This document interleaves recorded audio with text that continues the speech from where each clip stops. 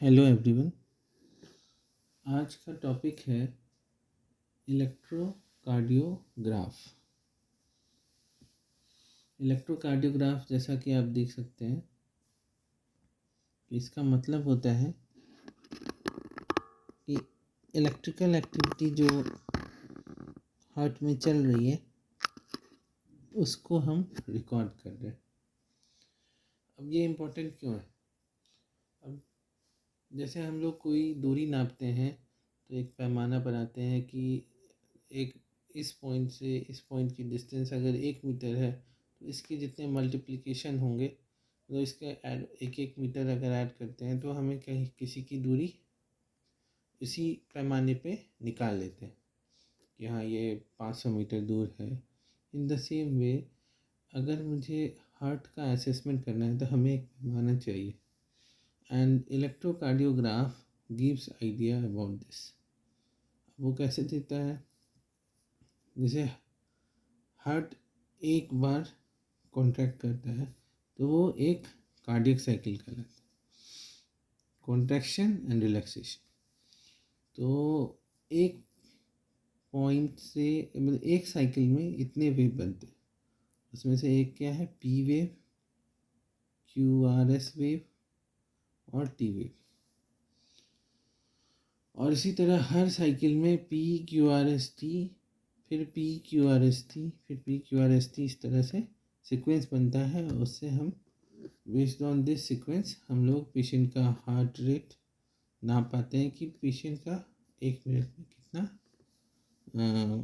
Cardiac activity, कितनी बार वो contract किया, रिलैक्स किया, उसने कितना। और साथ में इस वेव के डिस्क्रिप्शन से हमें पता लगता है कि उसकी स्थिति क्या है। तो इम्पोर्टेंट ये आता है कि पी क्या है, क्यू आर एस क्या है, टी क्या है। तो मैंने यहाँ लिखा है कि P gives idea about atrial depolarisation. अब आप कहेंगे कि ये डीपोलराइजेशन क्या है? तो आप समझ जाइए कि जब कोई चार्ज प्लस और माइनस तो अलग अलग जगह पे हो तो उसे कहेंगे पोलराइज्ड। लेकिन जब चार्ज फ्लो करेगा तो डीपोलराइजेशन होगा। Same way Q R S is ventricular depolarisation.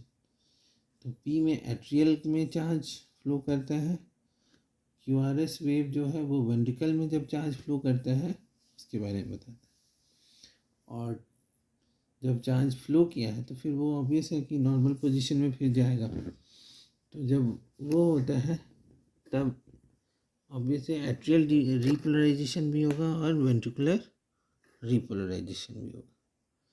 चूँकि एट्रियल डिपोलराइजेशन उसी समय होता है जब वेंट्रिकुलर का डिपोलराइजेशन हो रहा होता है, इसलिए हमें इसका वेवफॉर्म नहीं मिलता है। लेकिन जब वेंट्रिकल का रिपोलराइजेशन होता है वो वेवफॉर्म इस टी की फॉर्म में हमें दिखता है। तो ये कॉन्सेप्ट क्लियर हो गया कि जो 3 वेव फॉर्म दिखते हैं हमें, उनके नाम ये। अब इम्पॉर्टेंट है कि ये जो हम नापते हैं P Q R S T, वो किस किस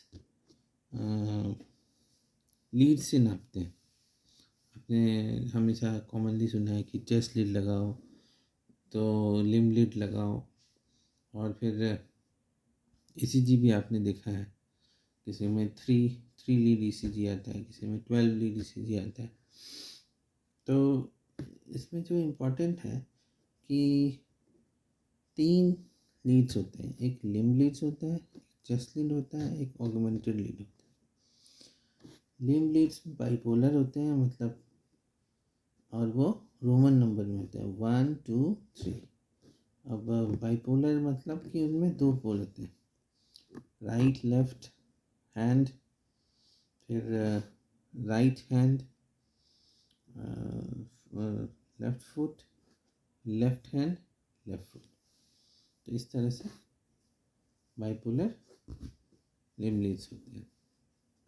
जबकि चेस्ट लीड जहाँ पे चेस्ट के जिस पोजीशन पे लगाते हैं उस बेसिस पे डिस्क्राइब किए हुए हैं V1, V2, V3, V4, V5, V6। और ऑगमेंटेड लीड्स इन्हें सिंगल लीड ये भी हैं और इनको पोल एडजस्ट किया हुआ है।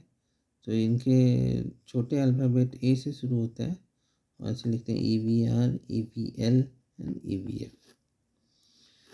तो टोटल आप देख सकते हैं 12 लीड्स हुए, 3 + 3 6 और +6 12। आज के लिए इतना है। Thank you.